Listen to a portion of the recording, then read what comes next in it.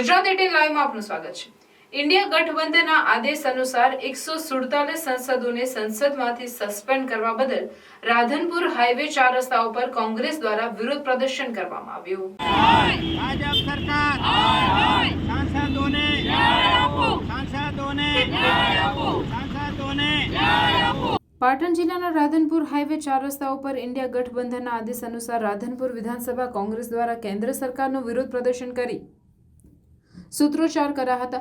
147 સંસદ સભ્યોને સસ્પેન્ડ કરવા બદલ કેન્દ્ર સરકાર સામે ઇન્ડિયા ગઠબંધનના આદેશ અનુસાર રાધનપુર હાઈવે 4 રસ્તા ઉપર કોંગ્રેસ દ્વારા વિરોધ પ્રદર્શન કરવામાં આવ્યું, જેની અંદર રાધનપુર તાલુકા કોંગ્રેસ પ્રમુખ હમીરજી ઠાકોર, શહેર કોંગ્રેસ પ્રમુખ ડોક્ટર વિષ્ણુ દાન ઝુલા અને સાતલપુર તાલુકા કોંગ્રેસ પ્રમુખ જાયદ ખાન મલિક અને મહેબૂબ ખાન મલિક અને શહેર મહિલા કોંગ્રેસ પ્રમુખ જ્યોતિબેન જોશી અને પૂર્વ નગર સેવક શંકરજી મોતીજી ઠાકોર અને પૂર્વ નગરપાલિકા પ્રમુખ ભુરાજી ઠાકોર અને પૂર્વ નગર સેવક ભુરાજી ઠાકોર અને કરસનજી ઠાકોર અને વર્ધીદાન ગઢવી અને રમેશભાઈ ચૌધરી અને અન્ય કોંગ્રેસના આગેવાનોની ઉપસ્થિતિની અંદર કોંગ્રેસ કાર્યકર્તા દ્વારા કેન્દ્ર સરકાર દ્વારા સંસદની અંદર 147 સાંસદોને સસ્પેન્ડ કરવા બદલ ઇન્ડિયા ગઠબંધન આદેશ અનુસાર વિરોધ પ્રદર્શન કરવામાં આવ્યું, જેમાં મોટી સંખ્યામાં કોંગ્રેસના કાર્યકર્તાઓ રાધનપુર વિધાનસભાના ઉપસ્થિત રહ્યા હતા અને કેન્દ્ર સરકારનો વિરોધ કર્યો અને સૂત્રોચ્ચાર કર્યો હતો।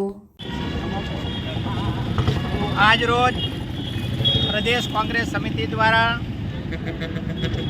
જે સંસદમાં ઘટના બની અને ત્યાર પછી 146 સાંસદોને સસ્પેન્ડ કરવામાં આવ્યા તેનો વિરોધ કરવા માટે સમગ્ર દેશમાં ઇન્ડિયા ગઠબંધન દ્વારા આજે વિરોધ પ્રદર્શન સમગ્ર તાલુકા અને શહેરોમાં કરવામાં આવી રહ્યું છે। ત્યારે રાધનપુર શહેર કોંગ્રેસ સમિતિ, રાધનપુર તાલુકા કોંગ્રેસ, સાતલપુર કોંગ્રેસ અને સમી તાલુકા કોંગ્રેસ સમિતિ દ્વારા સરકારની વિરોધમાં અને જે સાંસદોને અન્યાય થયો છે એની વિરોધમાં આ દેખાવનું આયોજન આજે પ્રદેશ કોંગ્રેસે અમને આહવાન આપ્યું હતું, એના દ્વારા સમિતિઓ દ્વારા કરવામાં આવ્યું છે।